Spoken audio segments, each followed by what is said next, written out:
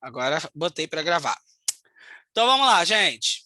Faculdade Maricá, metodologia da língua portuguesa. Qual é a data de hoje? Dia 10 de março de 2021. Vamos começar falando sobre fundamentos da linguagem.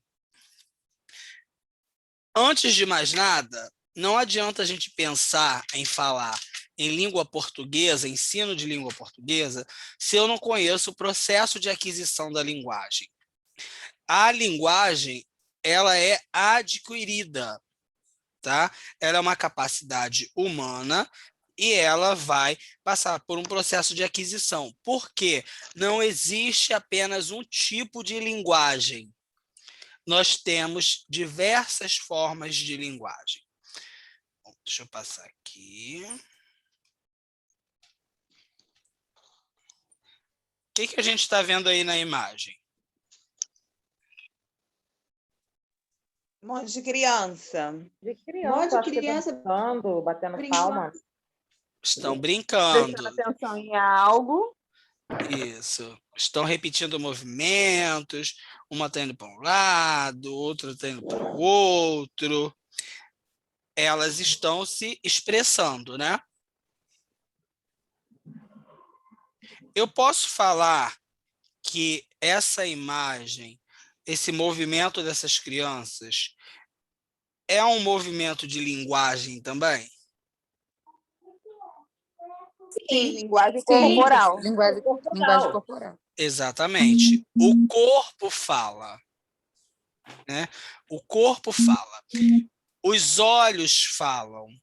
Quando a gente está conversando com alguém, aí chega aquela pessoa que não pode ouvir a conversa. Aí começa a abrir aquele olhão, ou faz um movimento, muda de assunto, mas a pessoa percebe que o assunto era ela, com certeza. A gente ainda tenta inocentemente, mas a pessoa nota, né? Gente, quem estiver com o microfone ligado, desliga aí. Peraí. Botei todo mundo mudo. Então, os olhos falam. Você pode até não falar com a boca, mas quando você não gosta de alguma coisa, quando você está bravo com alguma coisa, o seu rosto, a sua face vai mudar. Quando nós falamos, nós gesticulamos, ou seja, a fala ela é acompanhada por gestos. Gestos que transmitem alguma coisa também. Você pode estar passando na rua, aqui é normal isso, né? Está tendo uma discussão, você pode não estar ouvindo do que se trata, mas você está vendo o dedo na cara, dedo para cima, roupa voando, cabelo para um lado, chinelo, sapato, a confusão comendo solta, né? Aí todo mundo vai parando, os carros começam a diminuir a velocidade porque também querem saber da fofoca. Então, o ser humano, ele tem diversas formas de se comunicar, diversas formas de transmitir uma informação. E essas diversas formas de transmitir uma informação vão ser aparatos para os nossos estudos em língua portuguesa. Por quê? Hoje nós trabalhamos numa perspectiva multiculturalista, onde nós compreendemos que os alunos vêm de espaços diversos, interagem linguisticamente de forma diversa e, além disso, utilizam formas de se comunicar, de transmitir uma informação que não necessariamente eu domino. Quando nós fazemos os nossos trabalhos, quando a gente discute educação, em que ponto, em que medida a gente consegue discutir a partir de uma perspectiva inclusiva? Inclusiva de maneira geral.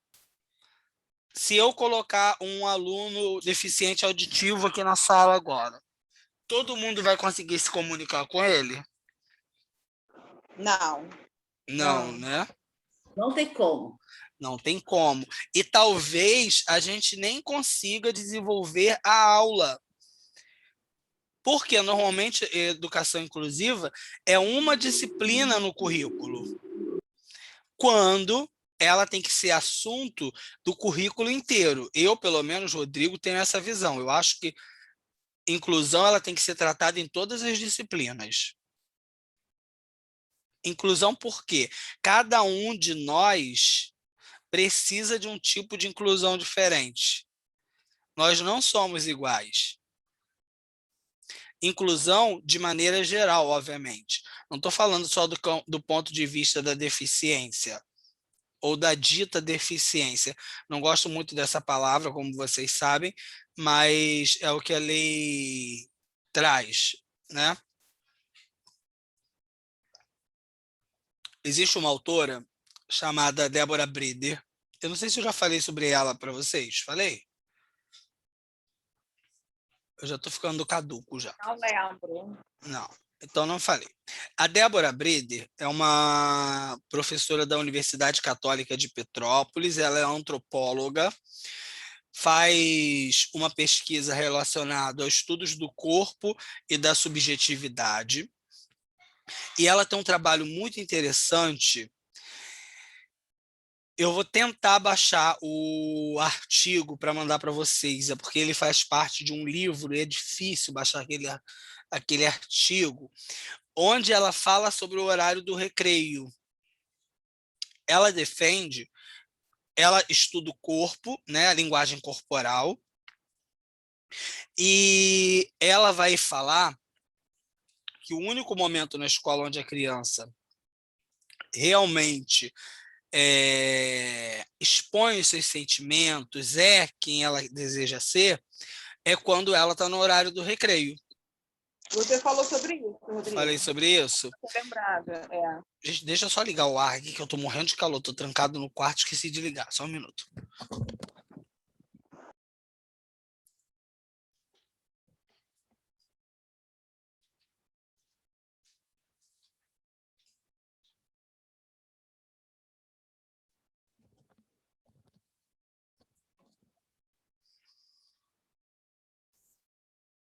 Pronto.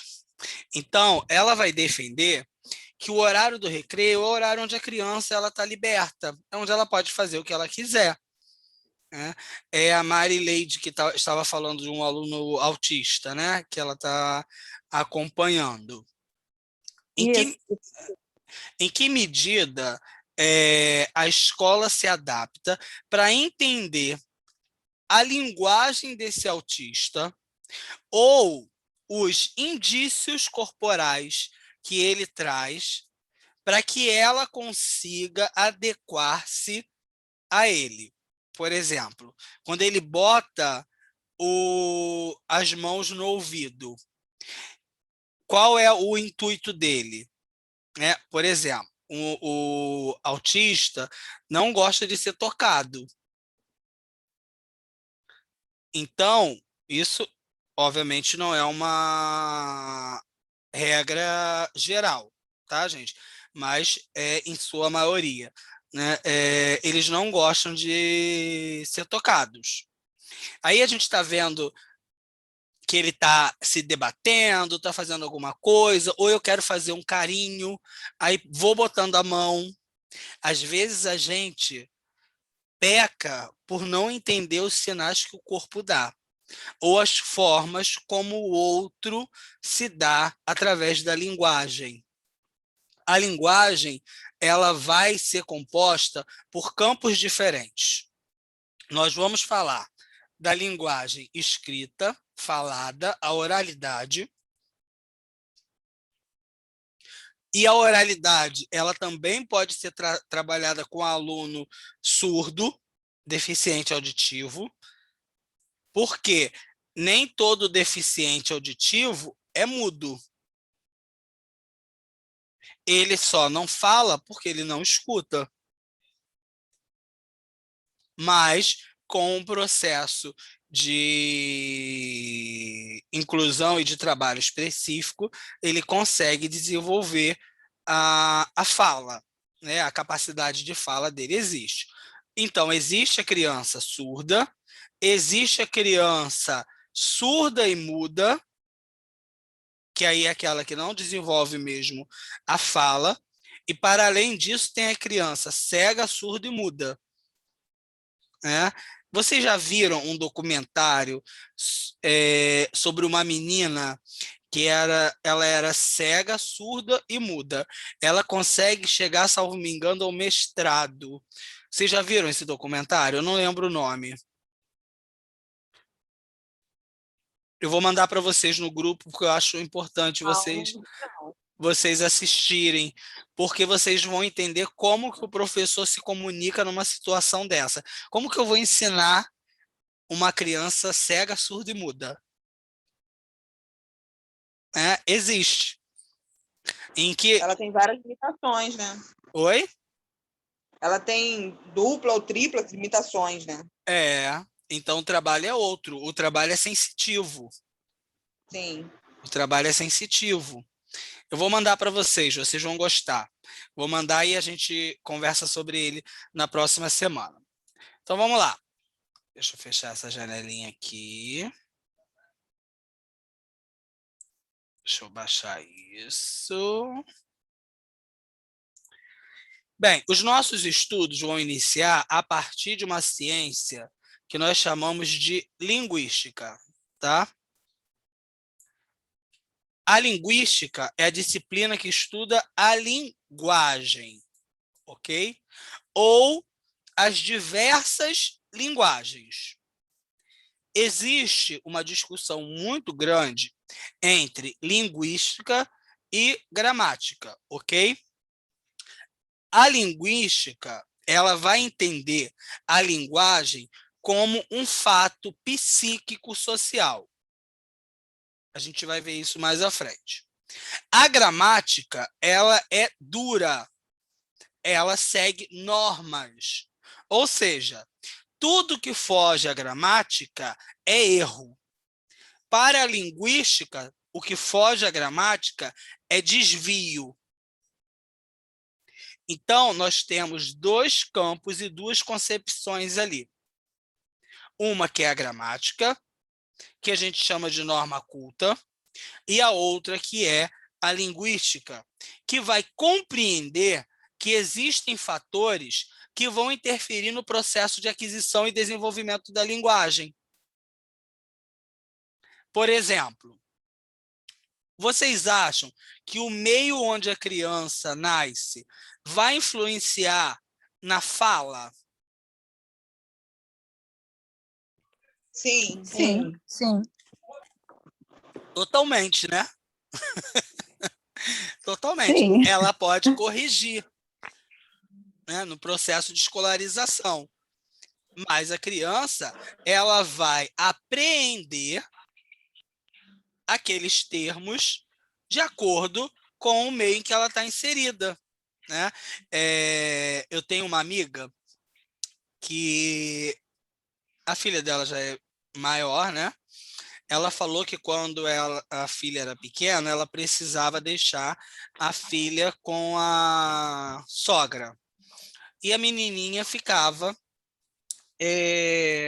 junto aos tios na barraca, lá na loja onde eles tinham, né?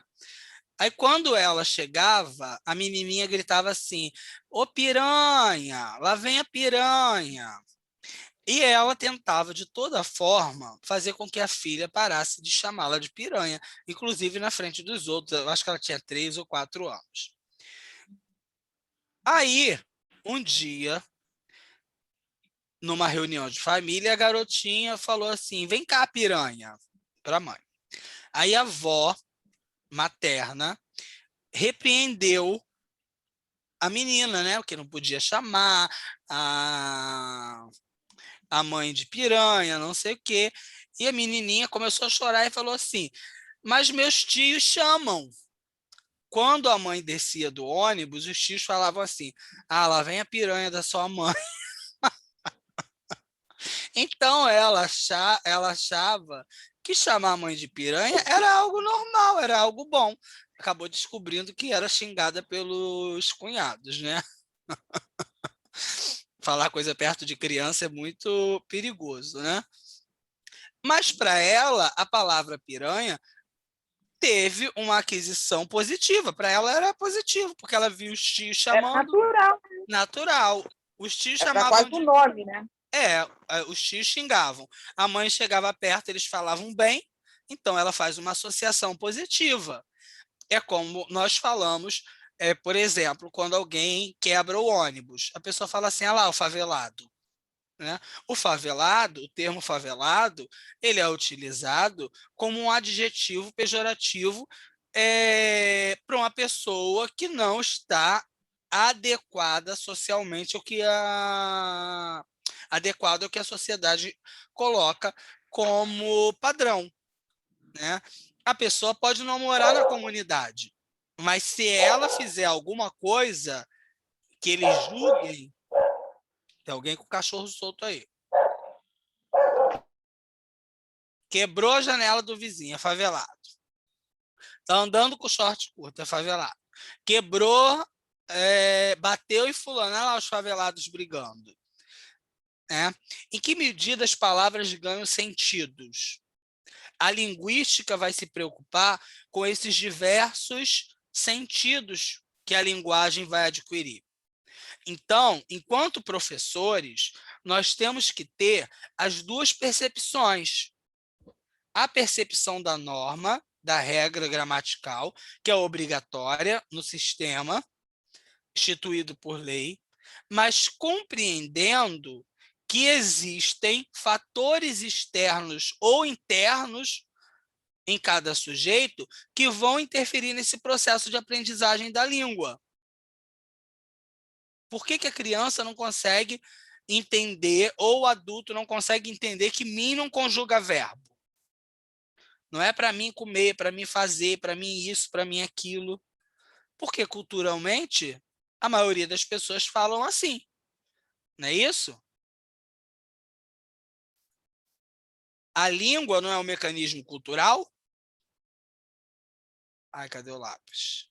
Sim. Com certeza. A língua é um E mecanismo cultural. quando fala para mim assim, mim vai ali, eu falei, mim não é índio, então nem fala comigo. Quando vocês vão lá, isso aqui eu acho que eu já até falei para vocês. Quando vocês vão lá comprar o presente dos namorados, das namoradas, que vem lá, ó.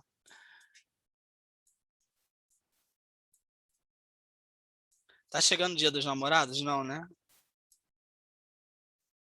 Não, é só em junho. Ai, joia. Estamos em março, né? O ano tá voando, né?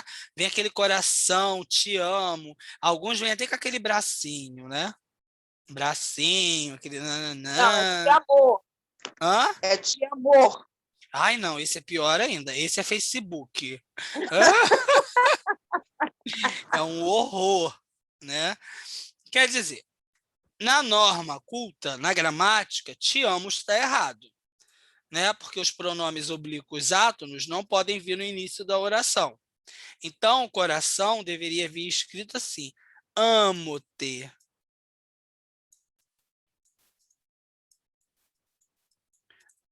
Amo-te. Mas será que se eu der um coração para a pessoa escrito amo-te, amar-lo-ei para sempre?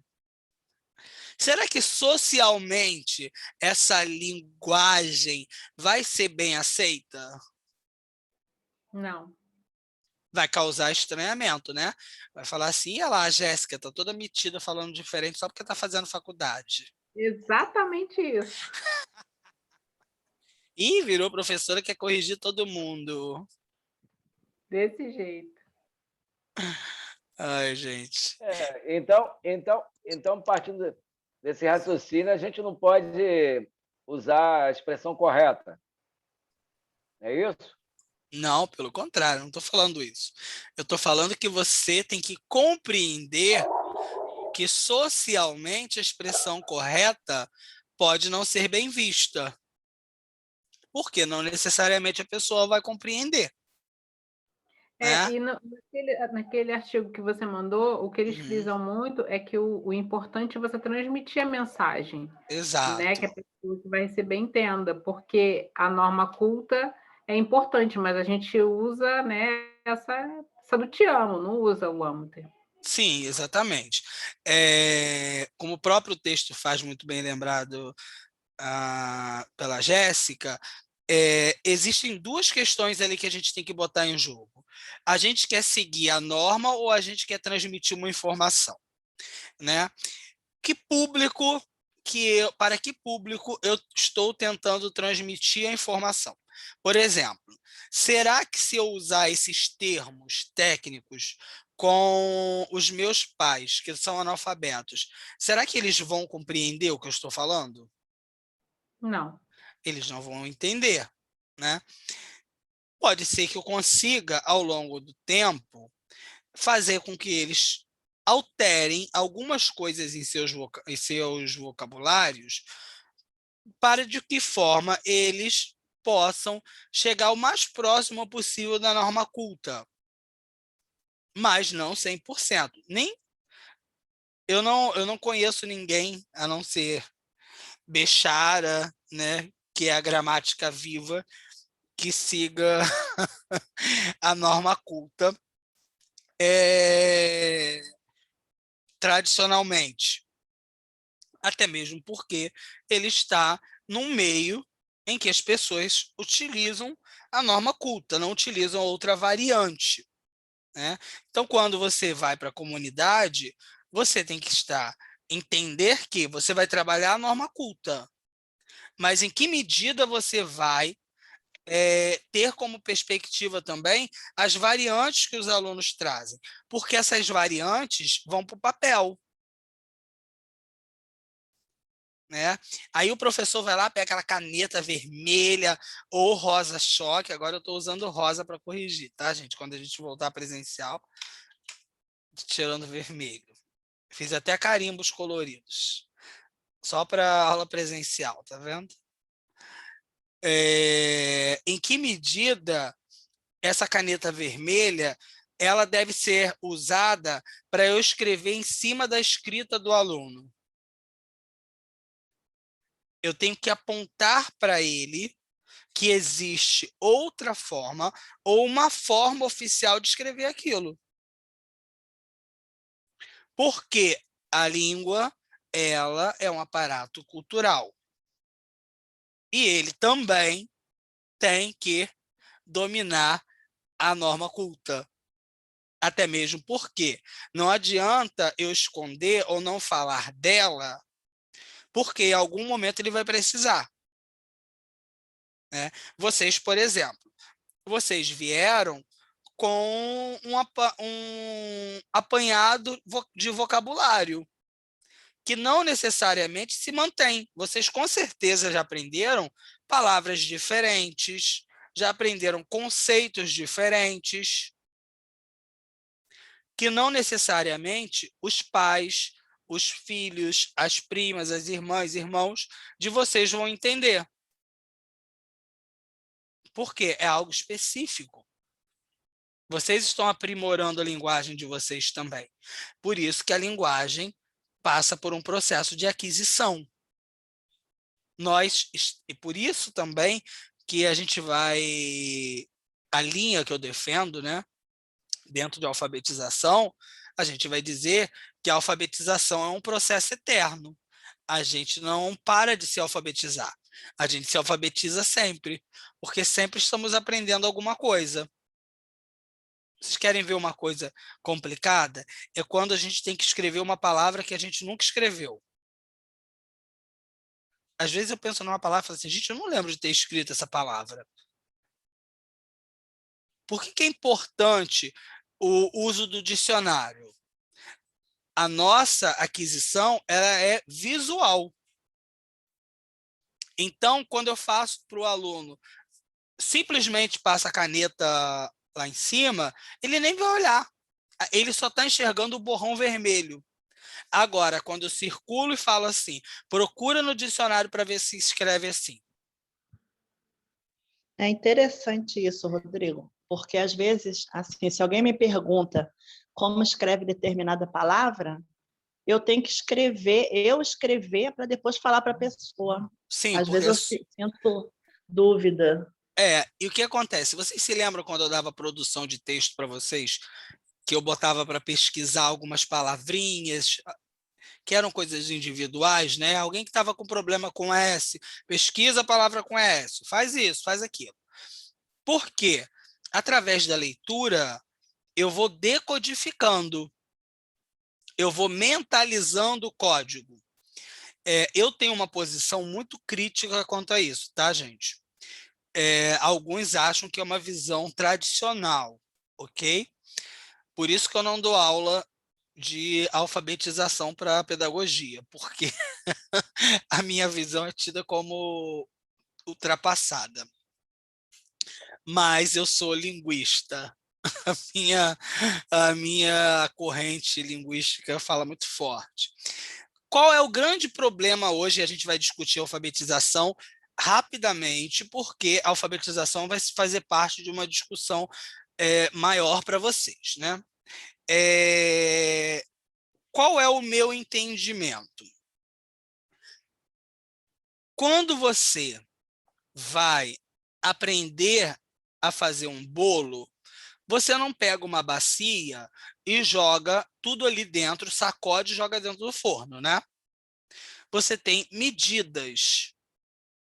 Você, com o tempo, passa a aprimorar essas medidas de modo que você não precisa mais olhar a receita, mas você precisa de um passo a passo inicial. Quando as crianças que moram em locais de vulnerabilidade social e têm que trabalhar, né, ajudar os pais, como que eles aprendem a lida? Eles vão para o trabalho com os pais para aprender como se faz, não é? Então, eles passam por um processo de aquisição. Eu entendo que o código ele tem que passar por esse processo de aquisição também. Veja bem, quando eu mostro para uma criança de 3 anos que não sabe ler, mas que é viciado em Coca-Cola, aquela lata da Coca-Cola ou a garrafa da Coca-Cola, ela vai ver aquele conjunto e ela vai identificar que aquilo é Coca-Cola. Ela identifica o signo como um todo. Ela não está lendo. Eu posso escrever ali bola com aqueles mesmos traços e letras. Para ela vai ser Coca-Cola. Né? Porque é a roupa do código que ela está compreendendo. A linha estruturalista que eu defendo é a linha da cartilha. Né? Eu sou um grande defensor da cartilha. Eu acho que, primeiro, a criança tem que aprender o código. Ela tem que aprender que B com A faz Bá, B com E faz Bé, B com I faz Bi, porque houve um grande problema no Brasil quando as pessoas... Aqui no Brasil, nós temos uma corrente acadêmica muito forte, que é muito Maria vai com as... Desceu desde a hora que a gente passou. Isso, desde a hora, Pamela. Depois a gente marca a hora. Depois a gente fala da hora. Eu sempre indiscreto, né?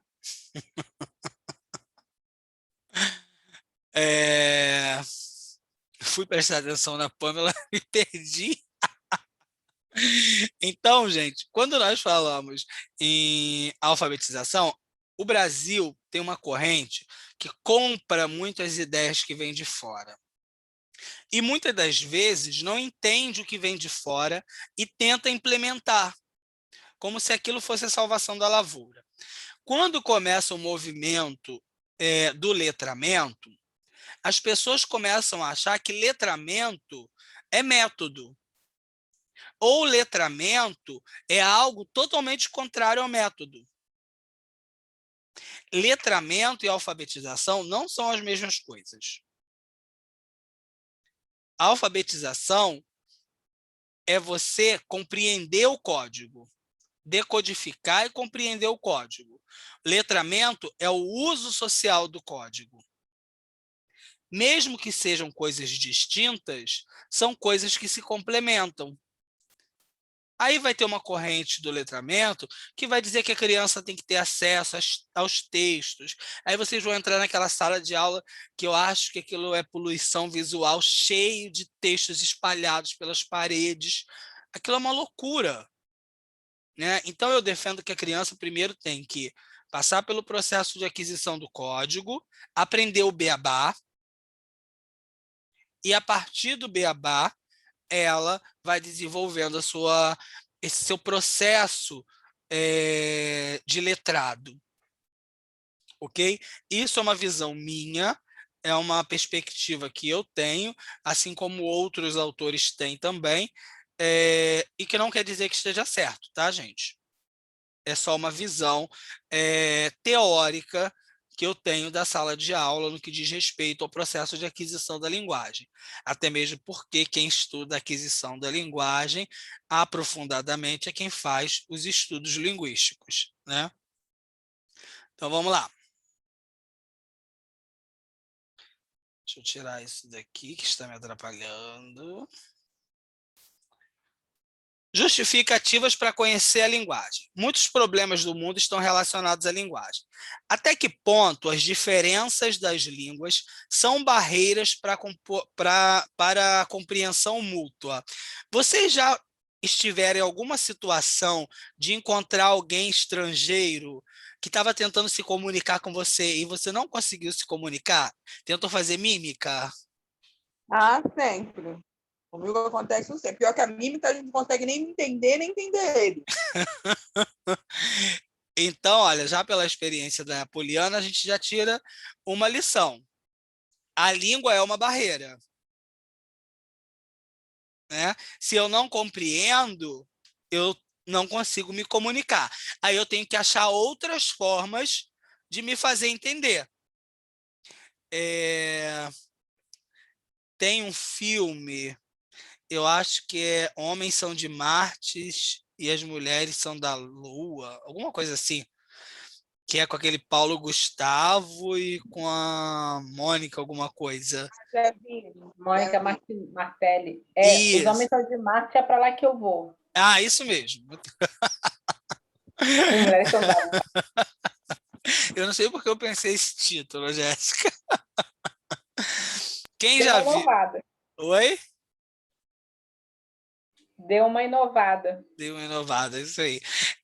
Quem já assistiu o filme deve lembrar que tem uma parte que eles viajam, né? Vão para os Estados Unidos, salvo me engano. Tem uma parte que eles estão num restaurante e eles querem comer, né? Só que eles não entendem. Aí eles começam a falar e tentar usar mímica, coisas próximas, né? Até que desistem e vão embora. Porque eles não conseguiram se comunicar, né? A pessoa não conseguiu entender de forma alguma o que eles estavam querendo. Então, a linguagem é uma barreira. E a gente vive em um país que tem uma estrutura linguística muito grande. Só no Rio, a gente tem para mais de 300 formas diferentes de se falar. Né? Em que medida essas 300 formas de se falar vão dificultar o processo de comunicação? Eu falei com uma turma em que nós estávamos falando sobre escola e eles estavam batendo na tecla de Maricá. Eu falei, olha, vocês não vão ser pedagogos de Maricá. Vocês não estão se formando para pedagogos de Maricá. Vocês são pedagogos para qualquer lugar no território do Brasil, que é o que diz a legislação. O diploma de vocês é válido em todo o território nacional. Então, pode ser que alguém decida ir lá para o Acre. Eu vou ser pedagogo lá no Acre. Mas em que momento na minha formação eu parei para pensar como é a educação no Acre? Não penso, né? Até mesmo porque é muita coisa para a gente pensar, né? Mas a gente não pode deixar de pensar no Brasil como um todo e não olhar somente a janela do nosso quarto. É tentar entender o Brasil como um território diverso, desigual, né? Onde nós estamos vendo aí que a pandemia ela vem intensificando essa desigualdade e vai deixar rastros muito profundos. Aquela hora que eu parei aqui, que eu estava olhando o celular, que eu pedi 1 minuto, foi porque eu acabei de receber umas imagens que fizeram uma manifestação em frente à prefeitura, um grupo de professores, né, do CEP, que botaram velas, uma coroa de flores em frente à prefeitura. Né, fizeram um ato lá em frente à prefeitura para as aulas não retornarem enquanto não tem a vacina. Né? É uma forma de se falar também, é uma forma de linguagem. Né? Aquelas velas representam alguma coisa. O que será que aquelas velas representam? Né? Enfim, vamos lá. Como se deve ensinar uma criança a ler? Como que é o processo de alfabetização?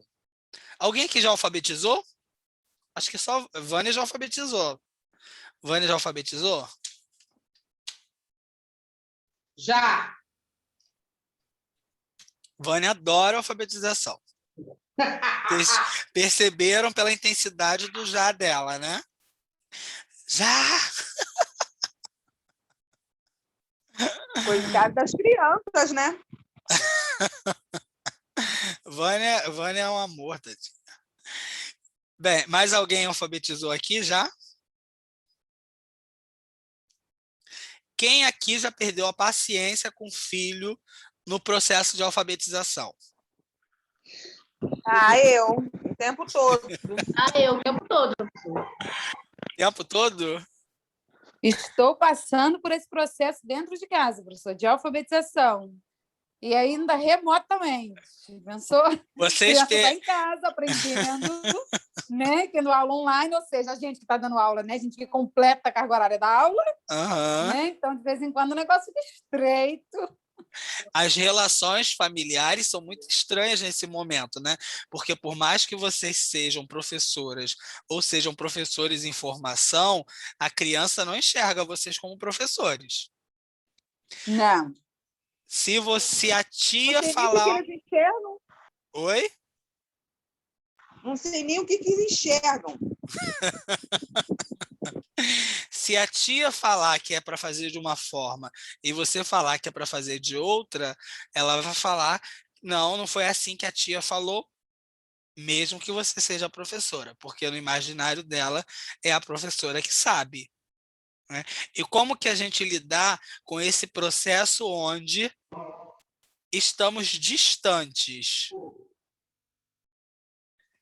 E aquela criança que o pai e a mãe não sabem ler, estão em período remoto? Aí é muito difícil, Rodrigo. Será Aí que já vai não tem mais ocorrer? nenhum cabelo na cabeça, professor. Porque, olha, arranca os cabelos todos. Difícil. E Não, pra- aí não faz. Aí, além da adaptação para a criança, tem que ser adaptação para o pai também.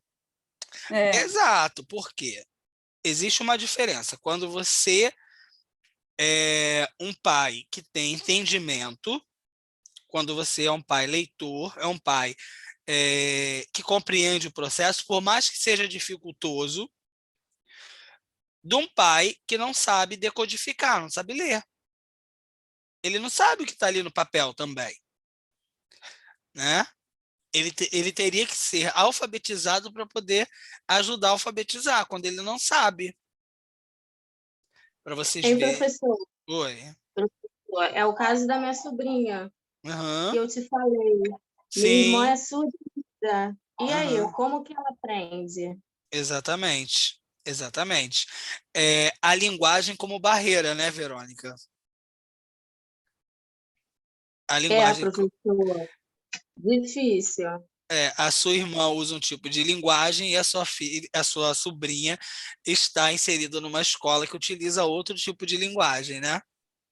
Presencial, ela já tinha problemas, Uhum, porque ela se comunica, né, uhum, com Libras, e lá para aprender ela já teve essa dificuldade. uhum, Agora, minha irmã não tem como ensinar, não tem, os pais, né, são uhum. surdos e mudos. Aí a gente está, mas professor, o senhor não sabe o desenrolar da história. A professora dela é Érica Mataruna. Aí a gente resolveu, né? Que Entendeu? bom. Bem, então, o que que acontece? Nós temos aí fatores externos que vão interferir no processo de aprendizagem da língua, né? Então, a gente chega a um ponto em entender que o externo interfere na linguagem, ok? Então, quando a criança fala uma palavra que a gente fala que a criança está falando errada, talvez ela não esteja falando errado, talvez ela esteja simplesmente reproduzindo a fala de alguém ali. E essa reprodução pode ir para o caderno. E como vocês, enquanto professores, vão lidar com esses desvios? Se descabelar e passar aquele monte de caneta vermelha, ou vocês vão circular e falar, volta e pegue o dicionário. Tenham sempre dicionário na sala, gente. Tenham sempre dicionário na sala. Se possível, né, hoje, que a internet ainda não é democratizada, o acesso não é democratizado, mas nós estamos num movimento muito mais pesado para que seja. Se nós conseguirmos chegar em uma sala de aula e todos tiverem acesso ao computador, ao celular, algum mecanismo tecnológico, a gente pode utilizar o dicionário online, tomando muito cuidado, né? Porque tem dicionários e dicionários, ok? Então, levem isso para a vida de vocês. Nunca passem nada sem antes ler, sem antes estudar, sem antes assistir. Por quê? Professor, Oi, pode falar, amor. desculpa interromper, Não, né? por favor. Mas esse sobre o dicionário realmente é muito importante, porque esses dias eu assim me deparei, né? Porque muito tempo que a gente, né, com internet, com tudo, vamos lá, quer ver uma palavra, joga no Google, né? Uhum. E vê se está certo. Então, muito tempo que eu não pegava realmente um dicionário para pesquisar uma palavra. Uhum. E veio o material, chegou o material da minha filha, da escola, né? Tinha que ir lá buscar.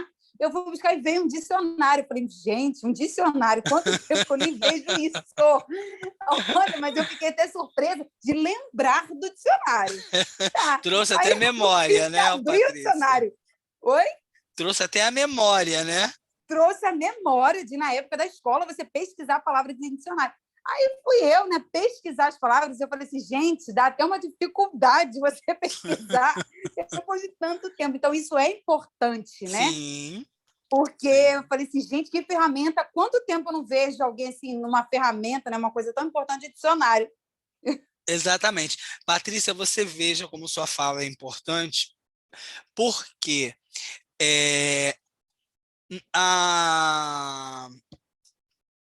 o Google, a internet, tudo isso é muito importante porque eles fazem a linguagem ser mais próxima, né? A gente consegue se comunicar muito rapidamente. Eu não preciso mandar uma carta para chegar daqui a 90 dias, né? Mas o que acontece? Eu perco a oportunidade do raciocínio. Para que eu vou fazer conta se eu tenho a calculadora no celular? Para que eu vou procurar no dicionário se eu tenho o Google, né? Fica tudo muito prático. A gente perde o hábito de exercitar o cérebro.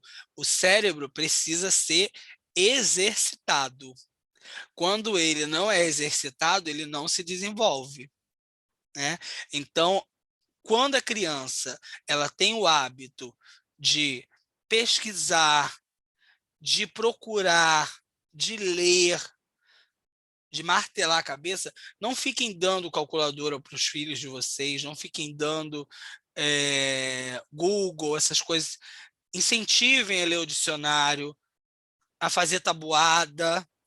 Eu, quando dava aula de primeiro ao quinto ano, que foi pouquíssimo tempo, eu enchia de tabuada.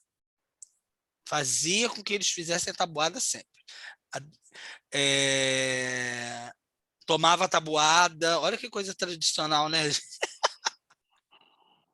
Professor, Ah, você sabe, pegando esse teu gancho aí, a sua fala, quando você fala que o cérebro precisa ser exercitado, uhum, eu tô vivenciando isso. Eu tô treinando justamente isso. Porque uhum. o que deve acontecer com várias pessoas aí, por exemplo, celular. Pô, se eu passar mal, se eu ficar sem telefone, eu não tenho de cabeça o número da minha família. Por quê? A coisa está tão mecânica, estou tão acostumado aí, cômodo para mim, eu vou lá e no celular busco o nome do ente querido, ou qualquer que seja a pessoa, e não sei, só sei o meu número. E agora eu estou fazendo diferente, agora eu estou começando a ligar, forçar a mente, e está funcionando. Cavalcante, E você... realmente, Pode falar, desculpa. não, terminei. Aconteceu exatamente isso comigo.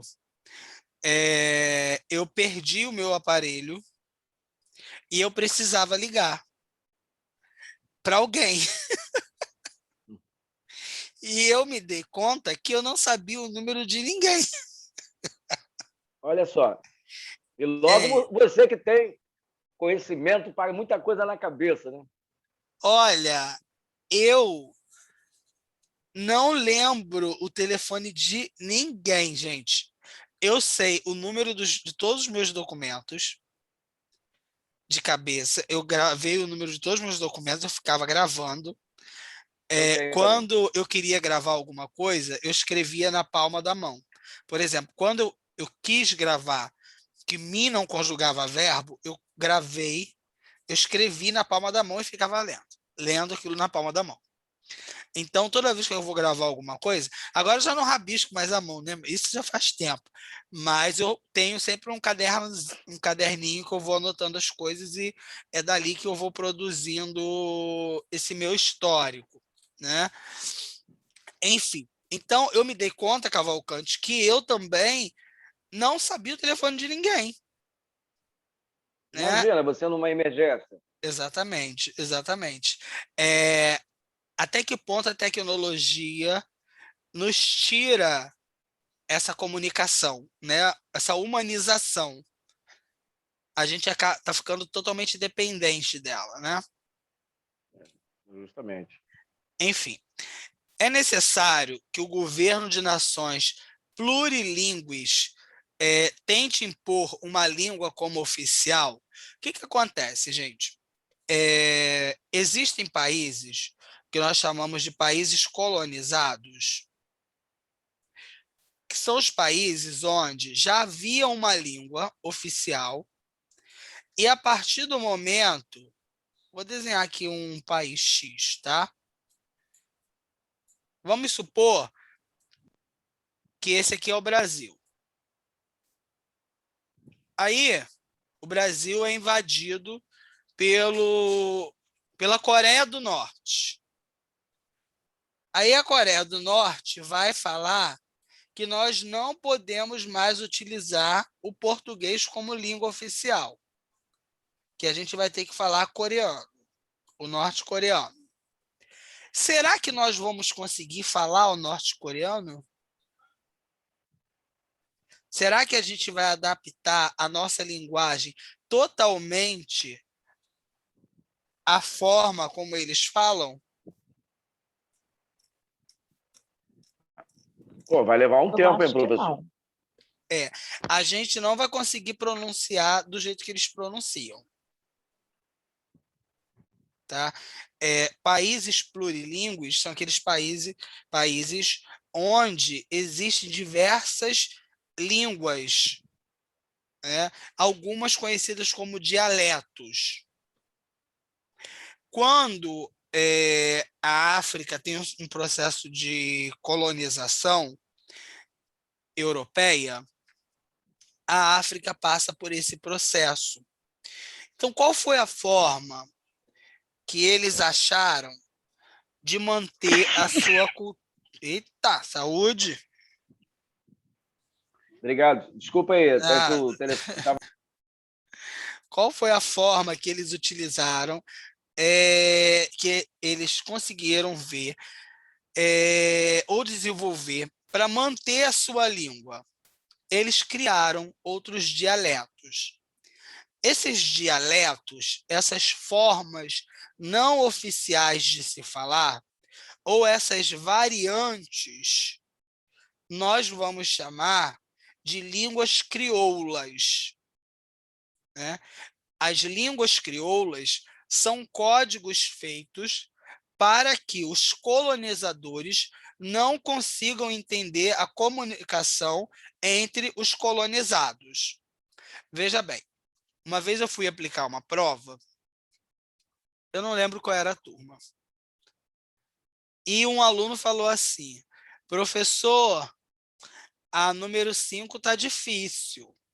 Aí o outro foi lá e falou assim: ah, essa aqui tá mole. Eu falei: não tá mole, não. Eu sei exatamente o que vocês estão fazendo. Por quê? Na época que eu fiz o segundo grau, existia um código para a gente colar. A gente falava assim: olha, essa aqui tá. Olha, essa questão 2 aqui tá muito complicada. Aí nós falávamos assim, usávamos mole, molinho, fácil, facinho, difícil. A, B, C, D, E. Então, se eu falasse assim, que isso? A número 1 tá mole. Eu já sabia que a resposta da número 1 era a letra A. Ou seja, eles criaram um código para o professor não saber do que eles estavam falando. Mas quando eles chegaram ali, eu já usava isso há séculos, queridos. Eu não sei agora quais os mecanismos que os alunos de ensino médio utilizam para colar, né? Porque eu voltei para o ensino médio, a dar aula no ensino médio agora, mas está remoto, então ainda não tive tanto contato com eles, né? Enfim, mas eu não sei o que eles desenvolveram. Mas eu compreendia o código. As línguas crioulas foram desenvolvidas, em sua maioria, nos países africanos, nos países do continente africano, né? Onde os colonizadores tentaram impor a sua forma de falar e eles encontraram formas diferenciadas de se comunicar também, quando eles queriam que os colonizadores não entendessem o que eles estavam falando. Alguém aqui já esteve na tribo indígena aqui de São José?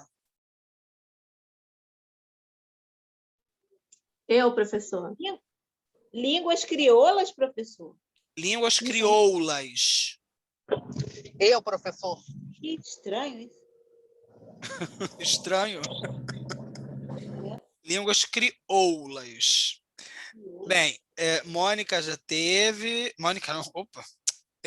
Verônica já teve. Vânia já teve.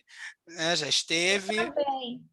Tem uma lá que é até minha amiga. Eu, Ica. Jurema é minha amiga. Jurema é sua amiga, né? Então, olha só. Eles falam duas línguas distintas, né? O Guarani e o português. Quando eles querem que os visitantes entendam a mensagem, eles falam em português. Quando eles querem combinar alguma coisa entre eles antes, eles falam em Guarani. Porque a gente não sabe. Então, eu, quando participei do Conselho Escolar Indígena, do Conselho Estadual de Educação Indígena. Existe um Conselho Estadual de Educação Indígena, tá, gente? Que reúne indígenas de diversos lugares do Rio de Janeiro. Normalmente as reuniões são em Angra dos Reis, porque a maior concentração de indígenas que nós temos no Rio é na área de Angra e Paraty, né? Então, quando eu fui para o conselho ele tinha uma parte de indígenas e uma parte de juruás. Juruá é como eles chamam as pessoas não indígenas, tá? Quando chegava na hora de votar, eles começavam a falar em Guarani, Tupi-Guarani, e por aí ia, né? E nós ficávamos lá com aquela cara de tacho, porque a gente não entendia. Eles combinavam o voto. Na hora da votação, todo mundo votava junto. Eles conseguiram entender que a língua era uma forma deles obterem vantagem frente ao outro grupo, né? E conseguir ter os seus direitos adquiridos ali, dentro do conselho, né? Porque a gente não podia combinar voto ali, porque eles entendiam o que nós falávamos, mas nós não entendíamos o que eles falavam, né? Inclusive, no conselho foi a primeira vez que eu vi um índio pataxó. Eu nunca tinha visto. Foi a primeira vez que eu vi um. Vamos lá. Alguém quer falar alguma coisa até aí? Eu gostaria de fazer uma pergunta para ti. Podemos considerar o Brasil como um plurilingüe? Visto Sim. que nós temos também aqui o Tupi-Guarani, pode considerar também a língua do Tupê como um idioma, não? Olha só. A língua dialeto, né? é uma língua. É Língua igual do ao quê? Libras. É uma língua também. Não é a língua oficial do país, tá? O país pode ter várias línguas. Né? Até mesmo porque o Brasil tem diversos povos, inclusive os povos quilombolas, que ainda temos Também, comunidades remanescentes. É uma pena não estarmos presencialmente, senão a gente ia visitar Paraty. E período que vem, se tudo der certo, e eu tenho certeza que vai dar, e nós vamos conseguir voltar. Eu espero, né, gente? Fidedignamente, não sei se até período que vem a gente vai conseguir, mas eu queria muito. Professor, Essa, só um instantinho, Cavalcante. O senhor falando da língua indígena, né, me fez lembrar da minha falecida cunhada. Eu não sei se o senhor conhece. Eu cheguei até a aprender um pouquinho, mas não sei como falar mais. Ela falava que era uma língua chamada do curi. Quando ela queria falar algo, assim, que a gente não podia saber, ela falava com a minha sobrinha essa língua do curi. E não dava para entender nada. Aí depois ela me ensinou mais ou menos assim, quando elas falavam alguma coisa assim, aí eu já sabia qual era o assunto que elas estavam falando. Ela era indígena? Assim, eu não sei o histórico assim da família dela. Ela assim que a minha família, ela é uma família muito misturada, né? Na minha família tem pessoas louras com olhos azuis, tem pessoas negras também. E assim, e ela também era assim de uma cor bem mulata, só que infelizmente ela faleceu, né, com câncer na boca e na garganta. Quer dizer, então, tipo assim, ela fala, mas ela dizia que era uma língua indígena. Eu não conheço. Eu não conheço, mas pode ser. Pode ser, eu posso até pesquisar depois. De cabeça, assim, eu não identifico. Mas qualquer povo que a gente chama dos povos tradicionais, primeiro a criança tem que aprender a língua deles, né? Primeiro eles se comunicam na língua deles, para depois aprender o português. Né? Então, nos indígenas, eles têm que aprender primeiro o Guarani, o Tupi, enfim, a etnia, né? A língua referente à etnia deles, para depois eles aprenderem a língua portuguesa. Por quê? Porque eles entendem que a língua é um fator de manutenção da cultura. E outra coisa que eu quero perguntar a vocês. Para vocês, com quantos anos deveria começar a ter aula de inglês na escola? Ou de outra língua, espanhol? Ai, Para mim, professor, alfabetização. eu acho que, assim, desde pequenininho mesmo, desde a educação infantil.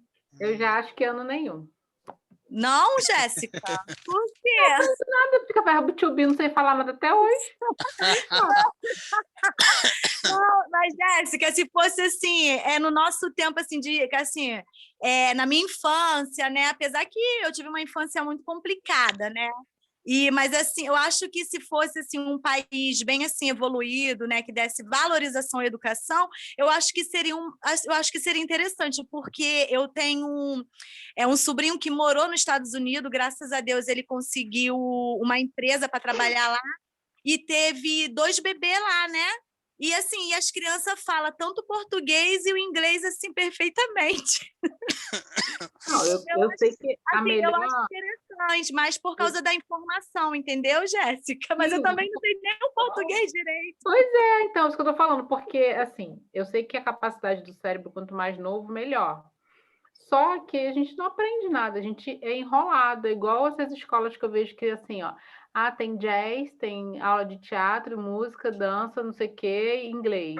Tem nada, a criança vai lá, dança meia hora de TikTok, escuta 3 negocinhos de high five, que agora não é high five mais, é um outro negócio, e só isso, enrolation puro. É verdade. Balé. Olha, eu vou falar para vocês que eu tive uma experiência muito boa, né? Quando eu falo para vocês para a gente olhar como um todo, e é importante porque a gente não tem o hábito de mostrar o que é bom, o que funciona, porque a todo momento a gente precisa, o sistema faz com que a gente veja a escola pública como aquele lugar que não dá certo, né? Mas acho importante o apontamento da Jéssica, né? Importante do ponto de vista que, se não aprende nesse tempo todo, o que acontece que a criança não aprende? As pessoas não aprendem nem a gramática tradicional, quanto mais uma língua estrangeira. Mas veja bem,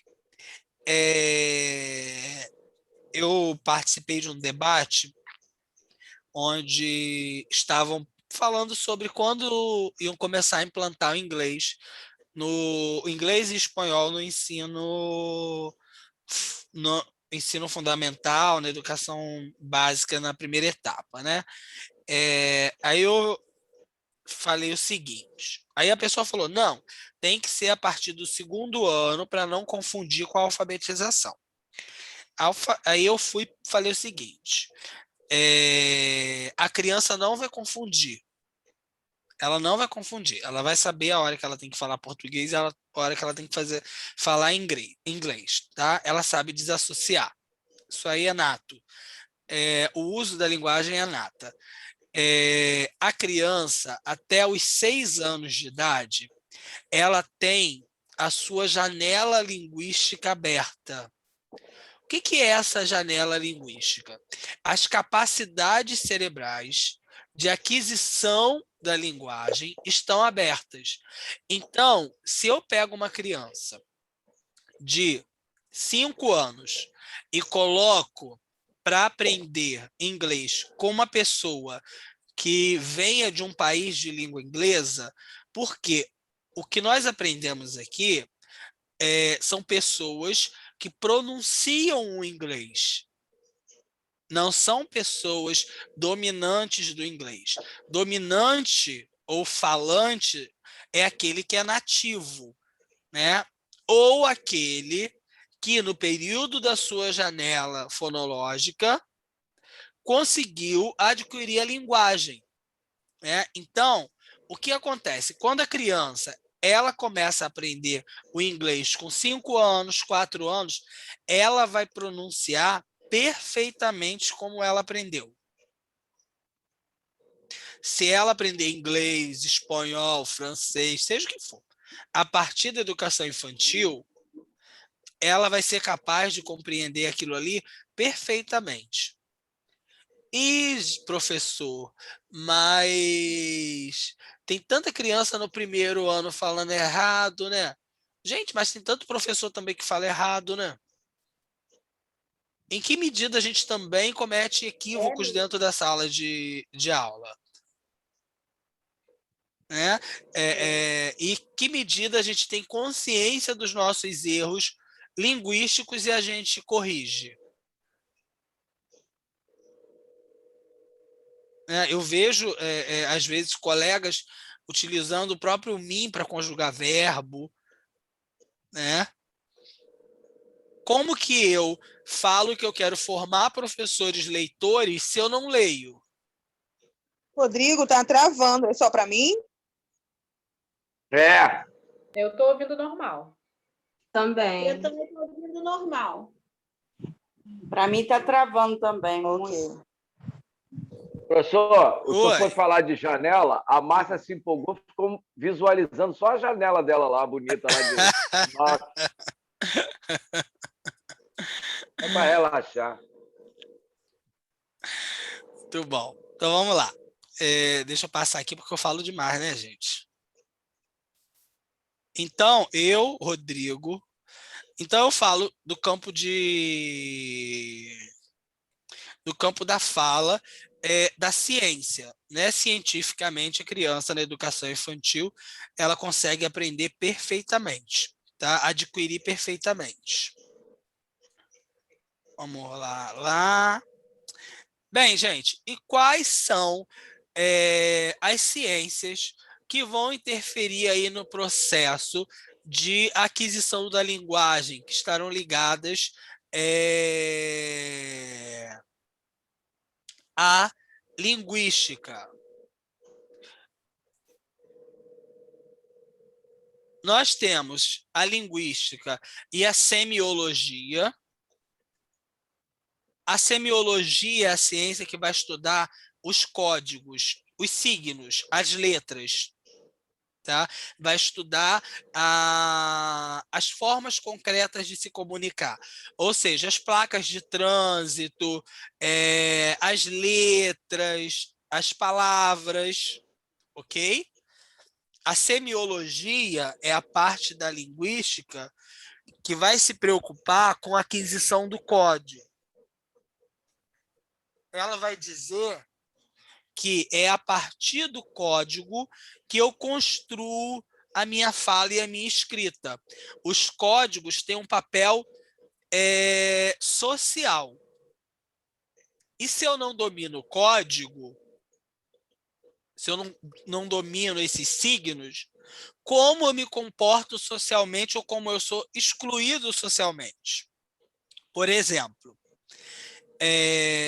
se eu não conheço as placas de trânsito, vocês querem ver uma coisa que me confunde totalmente? Quando eu estou num carro e eu vejo o sinal de uma cor e eu olho como pedestre. Aí eu falo assim, meu Deus, é para parar ou é para andar? Eu ainda não consegui. Olha só quanto tempo eu aprendi isso na escola, gente. Eu ainda não consegui gravar isso na minha cabeça, porque normalmente a gente ensina para a criança só como pedestre. A gente não ensina como motorista, né? O que significam as notas musicais? Né? Será que a gente mostra isso na escola? Será que a criança consegue decodificar? Então, a semiologia ela vai vir e vai estudar esses códigos e os impactos desses signos no ambiente social. Né? Nós temos uma professora aqui no Rio de Janeiro, que é a professora Darcília Simões, que é uma pessoa totalmente... qual palavra eu usaria para definir Darcília? Ela é engraçada, é grossa, é inteligentíssima, é complicada. Agora tá travando. Tá travando? Voltou? Eu tô normal, tô ouvindo normal. Para mim tá normal. Tranquilo. Tá. Então, a Darcília, Tranquilo. ela é uma das referências em estudos de semiologia no Brasil. Quem quiser algum texto dela, eu posso mandar. A Darcília foi uma pessoa que eu utilizei muito para discutir sobre alfabetização. Ela tem um grupo de pesquisas que que trabalha somente com ensino de língua portuguesa, né, metodologias de ensino de língua portuguesa. Tem um trabalho maravilhoso a partir dessa perspectiva da semiologia. Quem gosta, quem quer se aprofundar, eu indico. Se quiser, eu mando algumas coisas também, tá? Bem, outro campo que vai interferir... Rodrigo, Oi? isso aqui pode ser considerado a semiologia? Espera aí que eu não estou te vendo. Eu estou mostrando o negócio, não sei se você Espera aí, vai. deixa eu ver se eu te acho, porque eu estou com a câmera... Você está mostrando o que aí? Você não está vendo, não? Meu amor, eu sou uma pessoa que usa óculos. Deixa eu botar os óculos. Ai, Rodrigo, espera aí. Vou te aumentar, porque o negócio aqui talvez não vai dar para você ver.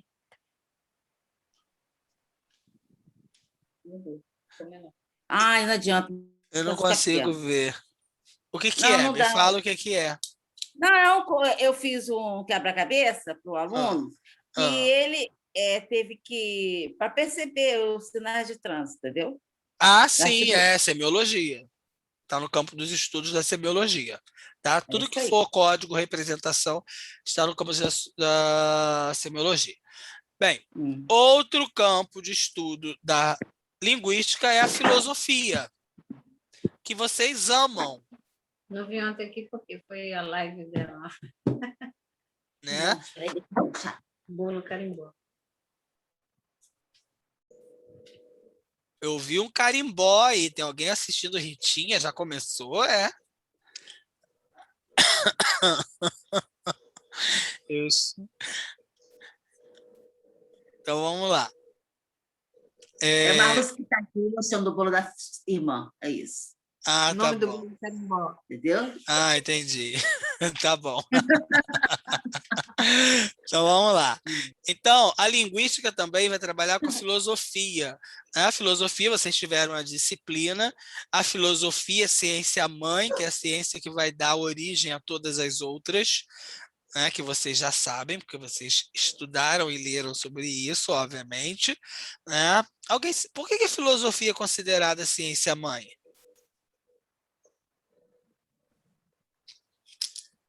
É mãe da psicologia. Ela é considerada a mãe de todas as outras. E o Bruno já falou isso.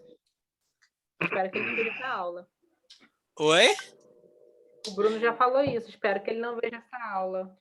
Eu vou falar com ele. Acho que é porque a filosofia... Romanos. Oi? Não, porque a filosofia... É porque foi a primeira, né? O que, Jéssica? É porque foi a maneira de pensar, né? De organizar o pensamento que os gregos fizeram, tal. Uma coisa assim, não é?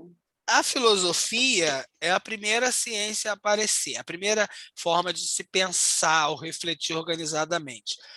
Tudo antes era chamado de filosofia. Matemática era filosofia, história era filosofia. Então, tudo era filosofia. Então, tudo surge a partir da filosofia. Por isso que ela é a ciência mãe. Né? Bem, então a filosofia ela vai trazer como base o questionamento. A filosofia, gente, ela não traz respostas. Ela traz perguntas. O grande foco da filosofia não é responder a questão única ou primeira das coisas. É refletir sobre as questões e o princípio e o fim das coisas. né? Ou se existe fim ou se existe começo. Então, a linguagem também é um processo de eterna reflexão. O processo de aquisição da linguagem está ligado ao processo de reflexão também. Né? A partir do momento que eu reflito sobre a língua e sobre o uso da língua, eu consigo compreender os espaços, os tempos onde essa língua está sendo utilizada. Né? Bem, outro fator importantíssimo para quem gosta aí de psicologia é o que a gente chama de psicolinguística, que é o campo da linguística que está atrelada à psicologia, que vai dizer que existem fatores psicológicos que vão interferir no processo de aquisição da linguagem. Alguém poderia me dar um exemplo?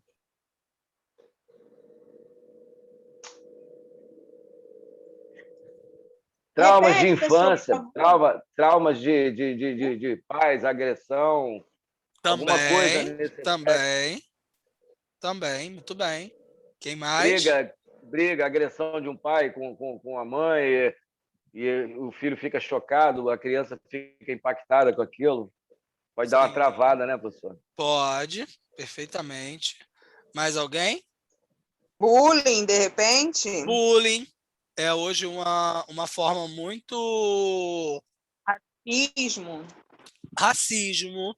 As pessoas são silenciadas, né? Sim, às vezes pelo cabelo, né? E já junta o racismo com bullying, aí já mistura tudo num bolo só, né? Exatamente, exatamente. E a pessoa se silencia, né?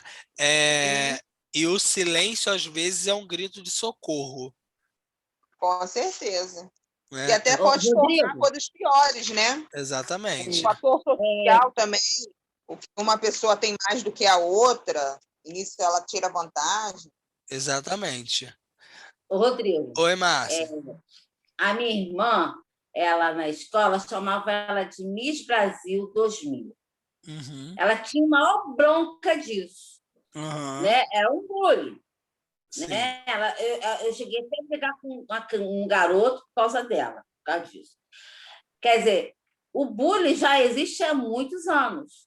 Sim. Mas só que, às vezes, nem sempre ficou na memória, porque 2000 chegou, né? Uhum. Nós chegamos em 2000, naquela época, inaceitável, né? Quando se falava 2000, né? Nós já estamos em 2019. Mas era um bullying. O que acontece, Márcia? A própria recepção disso vai muito também da criança, né? Às vezes, as marcas, elas são silenciosas. Às vezes a criança está quieta, o adolescente, o próprio adulto. Né? Quem nunca passou por uma situação que se sentiu silenciada? Né? A gente vai lembrar aqui, quando a gente estudou políticas, quando a gente falou de Bourdieu. Né? Nós temos o poder simbólico. Eu vou pegar aqui e vou falar assim, não, eu tenho mais diplomas que fulano. A gente cria a imagem. A gente vai botar um professor negro com cara de bebê, com cabelo de Justin Bieber, com um professor branco de cachecol, óculos redondinhos, 1,95 m, 2 metros. Socialmente, quem tem uma imagem que passa mais conhecimento para a população? A gente pode não conhecer os dois professores, mas socialmente é óbvio que o professor com marcas europeias vai ter mais credibilidade. Algumas pessoas chamam isso de mimimi, né? Eu não vejo como mimimi. Mas isso pode impactar de diversas formas na vida das pessoas. Alguns nem conseguem compreender o que estão sofrendo. Às vezes acontece de uma forma tão naturalizada, como, por exemplo, quando as pessoas falam assim, essa mulher é guerreira. Eu acho um absurdo a gente ficar falando que mulher é guerreira e romantizar isso. Né? Guerreira é a Xena, gente, que luta com a espada. Mulher tem que trabalhar a She-Ra, a Xena. Mulher tem que trabalhar igual uma condenada e ganhar menos que homem. Isso não é ser guerreiro, não. Isso é discriminação. Isso é falta de consciência política. Exploração também. Exploração. Aí a gente acha uma outra forma para que elas achem isso lindo no Dia das Mulheres. Ah, não, vamos chamar de guerreira. É guerreira. É óbvio, eu não estou aqui falando que não tem a luta. Tem a luta, claro que luta com outras espadas. Mas a gente não pode romantizar a desigualdade. A gente não pode romantizar a desigualdade. Eu sempre falo que Dia das Mulheres não é simplesmente um dia de comemoração, um dia político também, é um dia de reflexão, né? Inclusive foi essa semana, Feliz Dia das Mulheres, tá? Não vou chamar, vou falar Feliz Dia das Guerreiras, não. E também porque a história é triste, né? Sim. A história eu acho que nem deveria ter morreram lá. Morreram naquela fábrica? Sim, o dia faz alusão a isso. Oi, Poliana, eu não entendi o que você falou. Não, eu acho que nem deveria ter o Dia da Mulher. Por que dizer o dia, como homenagear ela como se ela tivesse um dia só, como se fosse, tá, vou te dar só um prêmiozinho de um dia aí para dizer que você é importante. Eu acho que mudando algumas valorizações, algumas, né? Vocês já perceberam que os dias, essas datas, elas perdem o seu caráter político e ganham um caráter comercial? Né? Totalmente. Professor. Ele tem a questão histórica, né? Sim. Então, desafio para a mulher, não. Então, o que acontece? O que a gente vai fazer na sala de aula? A gente vai parar para discutir por que existe esse dia, historicamente, né? Por causa das mulheres que lutaram lá na fábrica e morreram e não sei o que lá, que teve uma luta, que teve uma briga por direitos, por melhorias, né? Ou a gente vai ensinar a criança a fazer o coração. Feliz Dia das Mulheres. Não estou dizendo que não tenha que ter. Não estou dizendo que não tenha que ter, tá? Fala assim, Rodrigo, você tem uma cabeça. Não estou dizendo que não precisa ter. Eu mesmo, eu acho que trabalham comigo, eu comprei chocolate, dei lá chocolate, parabenizei, né? Agradeci por me aturarem também, né? Mas eu não deixo de marcar que existe uma questão política ali. Existe uma questão social ali, que às vezes não é falada. Veja bem, dia 15 de março é dia do quê? Presidente. Não. Dia do palhaço. Outra coisa. Oh, meu Deus. Palhaço? Eu não sei o dia do palhaço. Tenho pavor de palhaço. É dia do circo. Circo! Eu adoro circo, mas não é isso. Olha só, a gente falou dia do palhaço, dia do presidente, dia do circo, dia do amendoim, dia da castanha de caju, e a gente não sabe que é o dia da escola. Meu Deus! Você é trabalhado, né? Márcia trabalha na escola, hein, Márcia? Séculos, hein? Não se trabalha muito, não. Aí é uma coisa. Não é falado. Não dia é da escola. Por que não é falado? Por que não é falado? Porque Ainda não é de interesse político, né? Oi? Não é isso aí. Não é de Não é interesse cunho político. Não dá Não dá voto. Não dá voto. chamar a atenção para a educação. Não quero chamar atenção Não para a é? educação. Exatamente. Eu É tenho. isso aí. Deixa eu pegar um livro aqui. Esse livro aqui chama-se Ordens do Discurso, Comentários Marginais, a aula de Michel Foucault. É um livro da professora Rosemary de Oliveira Dias e da professora Eliana de Barros Conde Rodrigues, que vão trabalhar a questão do discurso como algo relacionado a poder. Aquilo que está no discurso se torna poder, né? O discurso, ele emana poder. Se eu começo a criar consciência de pensar na escola, a ter carinho pela escola, a entender a escola como um mecanismo político, não de politicagem, eu desperto a consciência do povo. Então, é melhor eu trabalhar o dia do palhaço. Eu vou pintar as crianças todas do circo. Eu vou pintar as crianças todas de palhacinho, de bailarina. E roda, roda, roda.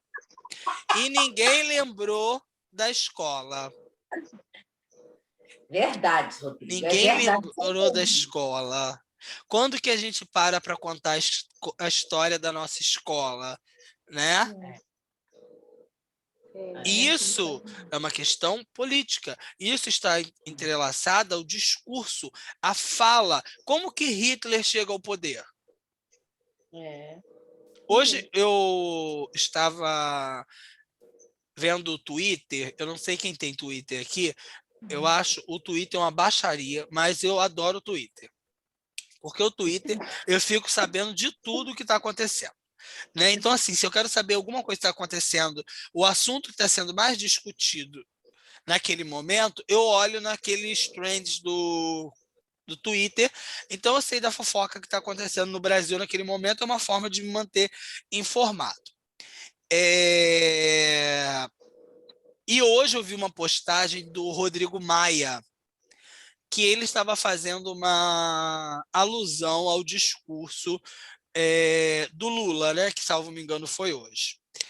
E ele estava fez uma comparação ao discurso do ex-presidente e do atual presidente, né? Como que a fala de um é de estadista e como a fala do outro é um discurso populista, né? Eu discuti muito com um colega quando eu fazia o doutorado lá na UCP. Ele era filósofo e ele falava que não existia discurso de ódio. E eu ficava com grande ódio quando ele falava que não existia discurso de ódio, né? Ele falava que discurso de ódio existe porque é a opinião do outro. E eu parto do princípio que isso, gente, sou eu. Não estou dizendo que seja um pensamento correto, não estou dizendo que seja uma verdade. Se o meu discurso fere o outro, se o meu discurso vai contra a sobrevivência, a vida do outro, eu tenho sim um discurso de ódio. Se a minha ação vai interferir na vida do outro, eu estou sim reforçando o meu discurso de ódio. Né? Então, a fala, o discurso, a língua é algo muito sério, porque a língua coloca e tira pessoas do poder. A linguagem, a propaganda, ela faz a gente comprar as coisas, né? A propaganda é a alma do negócio. Você vai querer um bolo daquele todo bonitinho ou você vai querer um bolo todo esmegalhado?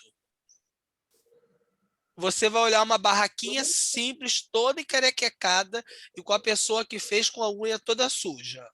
E você vai ver a outra barraquinha com a pessoa toda limpinha, com tudo arrumadinho. Qual que passa uma noção de maior limpeza? A outra que está arrumadinha, né? Pode até ser que não, né? Mas a imagem diz muito. A propaganda diz muito. A gente vai assistir um filme por quê? A gente não vai assistir um filme porque está no nosso imaginário. A gente vai assistir um filme porque a propaganda tenta nos convencer a assistir. A comprar aqueles produtos na internet que a gente quase não usa. Né? Eu comprei um moedor de alho que o alho moeu o moedor todo. Não durou nem meio minuto. Né? Mas ele dizia que fazia tanta coisa que eu fiquei impressionado, que eu odeio socar alho, né? Então, eu fui comprar.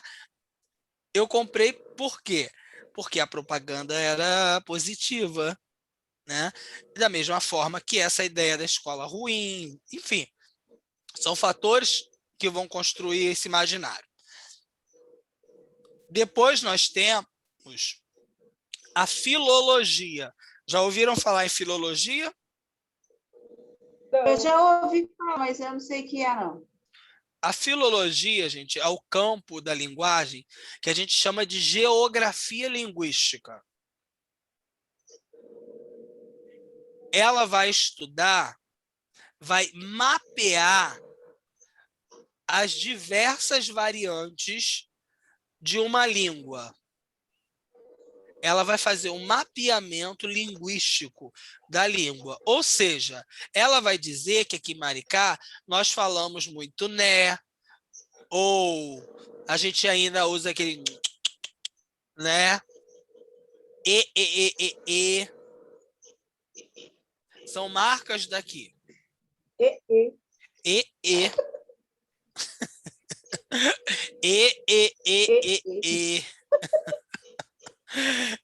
E que outros lugares têm outras marcas. Isso pode virar uma monografia? Pode. Estudo linguístico. Legal. Então, a filologia ela vai trabalhar com o mapeamento dessas variantes. Onde elas acontecem. Eu tenho um amigo que vai defender agora a dissertação de mestrado dele. Depois que ele defender, porque antes ele não pode divulgar o texto, eu acho que ele já fez uma palestra comigo, com vocês, o Jefferson, falou sobre currículo. Não foi para a turma de vocês, né? Deve ter sido para o quinto período. Deve ter sido para o quinto período. Mas eu posso convidá-lo. Ele faz um trabalho sobre o currículo dos favelados. O texto dele chama-se Currículo dos Favelados. Ele analisa o currículo dentro das comunidades. Né? E dentro disso também entra a questão da linguagem, as formas de se comunicar ali dentro. Esse mapeamento, esse mapear as formas de se falar, nós chamamos de filologia. Tá? E nós temos também a gramática tradicional. Ok? O que é a gramática tradicional? É um conjunto de normas que vai tentar fazer com que a língua seja padronizada, que é o que a gente aprende na escola. Sujeito, predicado, advérbio, adjunto adverbial, crase. É a forma oficial de se comunicar.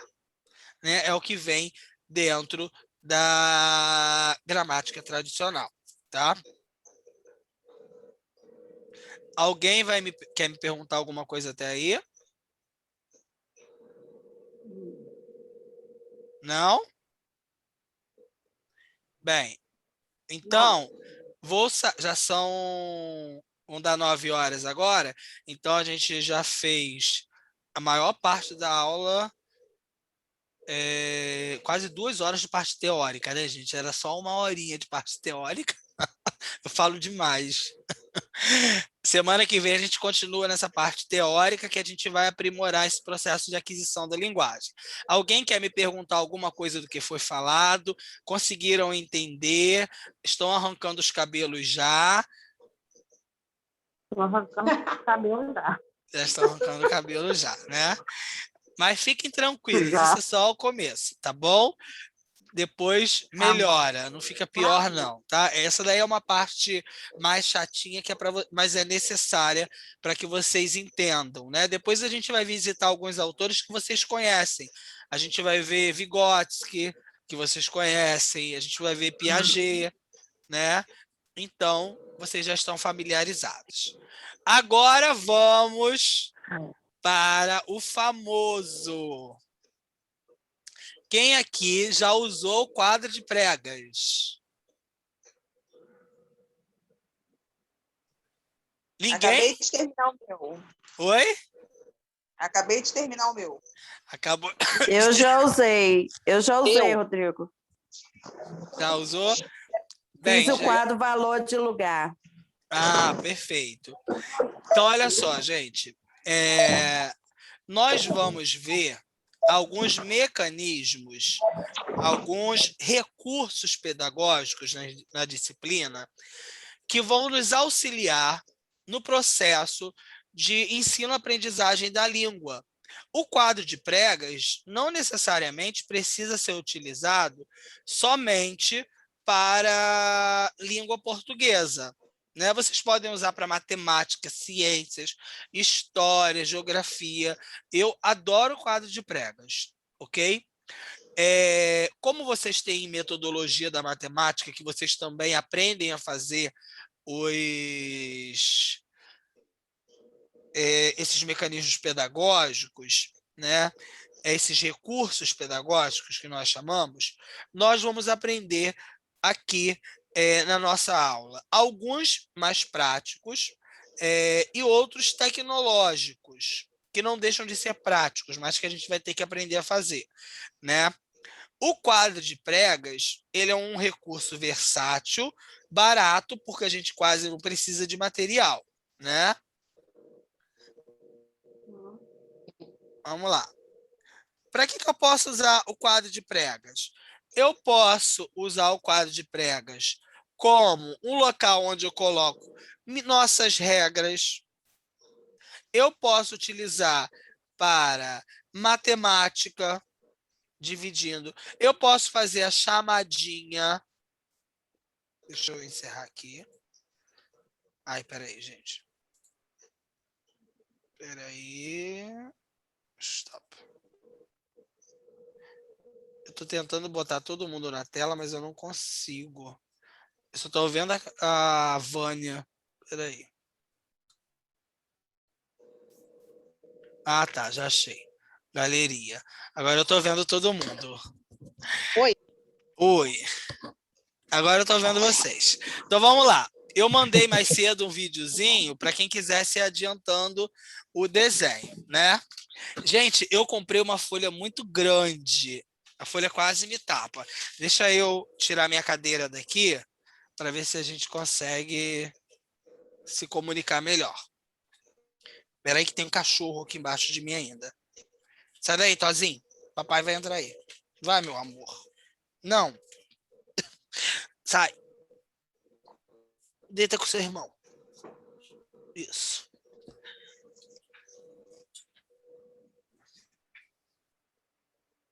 Então, olha só, gente. Aqui eu tenho um papel pardo, que foi o papel que eu escolhi. Vocês estão conseguindo ver? Estão, né? Sim. Deixa eu acender a luz para ficar... Agora tá melhor? Tá, né? Bem, aqui, o que eu fiz? Eu quero deixar a parte de cima para eu fazer uma escrita. Então, o que eu medi? Eu medi 15 centímetros e marquei 15 centímetros. Porque aqui vai entrar o título do meu quadro de pregas, tá? Medi 15 centímetros aqui. Gente, eu vou mandar a folhinha com esse passo a passo para vocês, tá? Medi 15 centímetros aqui. Após medir 15 centímetros, eu vou marcar de 5 em 5 centímetros toda a folha, tá? Olhem aqui. 5 em 5, tá? Aqui eu já fiz a prega. Eu vou marcando 5, 5, 5, 5, 5, 5, 5, 5, ok? Marquei os 5 centímetros.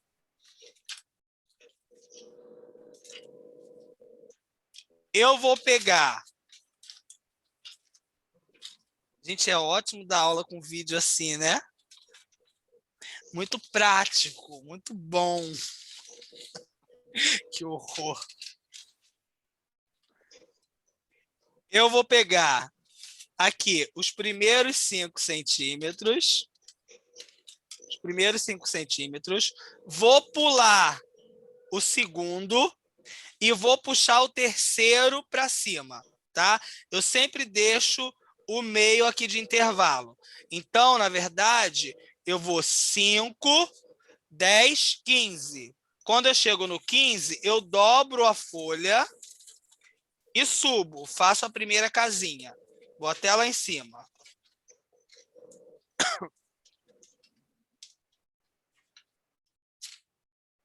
Dobrei aqui.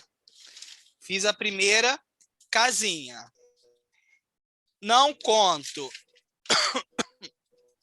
Diego, Oi. você botou ele em pé ou deitado? A folha? Eu fiz em pé. Sim, tá. Eu fiz em pé, tá? Depois, eu faço a mesma coisa. Pulo 5 centímetros. A próxima marca de 5 centímetros da casinha eu não uso. Eu vou para o próximo trio. 1, 2, 3. No terceiro, eu subo. Faço mais uma dobra. Eu estou fazendo com o grampo aqui, que é um processo mais prático. É como se eu estivesse fazendo um leque. Gente, é muito difícil usar aqui na câmera. Ainda mais que é grande desse jeito, né? Então, aqui, ó, eu fiz a primeira casinha, que tem 5 centímetros, a segunda, a terceira. Eu não dobrei até o final, tá, gente? Aqui, ó, eu tenho uma marca de 5 centímetros. Não vou começar daqui. Pulo essa, eu pego esse próximo 5 centímetros aqui. 1, 2, 3. Dobro a partir daqui, tá? Esse aqui, ó, eu pulo. Aqui vai ter uma marca de 5 centímetros. Eu pulo, começo a contar do próximo. 5, 10, 15. 15, eu subo novamente e faço uma segunda dobra. Então, já que as minhas casinhas têm 5 centímetros, para minha ficha aparecer, ela tem que ter no mínimo quanto? Pelo menos 10 centímetros, né? Então, aqui, ó, essa aqui é uma fichinha de 10 centímetros. Eu vou colocar a fichinha aqui dentro. Para ela ficar. Aqui eu posso utilizar o quadro de pregas para contar uma história interativa com os alunos. Eu posso utilizar o quadro de pregas para ensinar dezenas, centenas, unidades.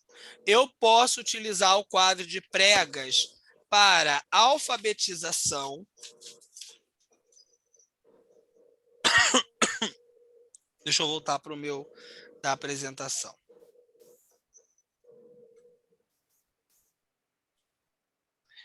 O quadro de pregas, gente, se ele bem utilizado, vocês podem fazer para chamadinha, que normalmente a gente usa na educação infantil, as primeiras palavrinhas, né?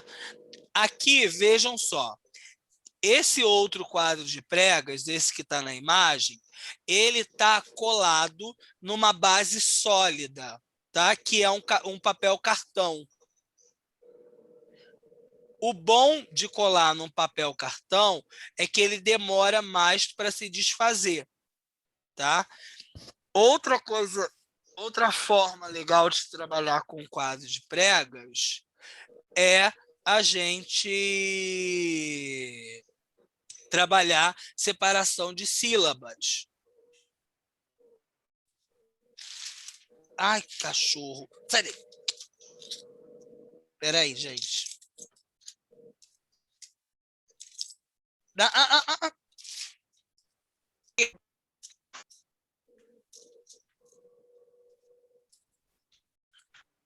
O cachorro comendo meus clipes.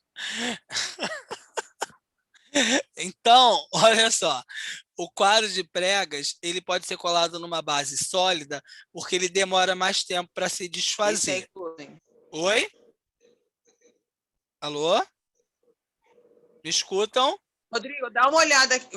Está me ouvindo? Espera aí, Você está me ouvindo? Deixa eu abrir aqui a tela de vocês de novo. Espera aí.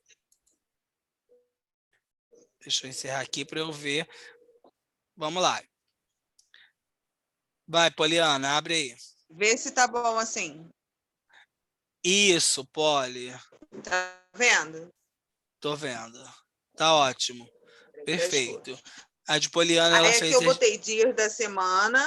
Uhum. Aí a segunda, se dá para ver. Segunda, né? Aí do outro lado, botei a fita aqui, né? No meio e no canto. Uhum. Aí fiz aqui os numerais. Perfeito. Botei numerais e botei de 1 a 10. Perfeito, Poliana. Assim. Vocês estão conseguindo ver o da Poliana? Tô. Perfeito. Perfeito. Vamos lá. Quem mais quer mostrar? Quem mais está fazendo? Professor, eu fiz, né? Peraí que eu vou ligar. Abre aí, Patrícia. Câmera. Peraí, eu vou virar aqui para você ver. Peraí que eu tô toda descabeladinha assim. Peraí. Peraí, se não foi. Cadê minha câmera? Aqui. Olha só, professor. Só que ele ficou, as preguinhas ficaram um pouquinho menores. Porque eu não tinha entendido esse lance dos 5 centímetros. No vídeo eu não entendi. Agora que eu entendi que é marca 5 e pula 3 para formar 5, né? Mas elas ficaram fundinhas, ó. Ficou fundinha, tá vendo? Não tem problema, Patrícia. As suas fichas, você só vai ter que fazer... Nesse daí, por exemplo, você pode trabalhar com historinhas. Porque aí você usa os personagens que são maiores, né? As fichas não vão ficar tão próximas, né? Tá? Mas você pode utilizá-lo sim. Mas para ficar mais fundo, você pula aquela casinha de 5. Né? Se você no quiser vídeo deixar... eu não entendi isso, agora eu entendi. Se você quiser deixar mais fundo, pula mais uma casinha. Tá. Professor, eu vou decorar depois, tá? Porque eu separei minhas decoraçõezinhas aqui, mas eu queria um negocinho mais bonitinho. Não tem pra botar problema. aqui do lado uma fita. Aí eu vou comprar essa fita daqui. Vocês vão ter até a próxima quarta-feira para me mandar a foto do quadro de pregas de vocês, tá bom? Até a próxima. Oi. Desculpa, pode falar. Eu vou mostrar o meu. Vamos lá. Eu, Ica. Oi, Ica, deixa eu ver. Espera, não virou. Eu não tô vendo. Ah, tô vendo. Que chique, hein? Tá lindo o seu quadro, muito bem. Só falta botar aqui em cima. Perfeito. Muito bem. Obrigada. Rodrigo? Oi. Quem já fez essa parte, então, já pode sair? Pode. Quem já fez pode sair, não tem problema. Quem quiser sair para fazer também, que agora é só a parte prática. Ó, gente, antes de vocês saírem, até quarta-feira que vem, vocês têm que mandar a foto do quadro de pregas de vocês, tá bom? Tem que estar desenhadinho com enfeites? Não, gente, o que importa para mim é o quadro. Quem quiser enfeitar, é claro que fica legal, né? O quadro de pregas vocês podem usar para ser uma agenda também. Eu colo na parede, boto meu horário, coisas que eu tenho que escrever, que eu tenho que estudar, boto tudo pendurado no quadro de pregas. Posso mostrar o meu, professor? Pode, Verônica. Manda foto para onde? Professor. Que lindo, Verônica. Tá lindo o seu. Ainda vou terminar. Muito mimoso. Professor. Oi. Vê se tá indo certo aí. Cadê? Isso, Pamela. Tá indo. Boa noite, Tô vendo gente. as pregas. Tá dando para ver? Tô conseguindo ver. O seu, tô vendo da Aline também. Professor, vou te mostrar o meu. Aham.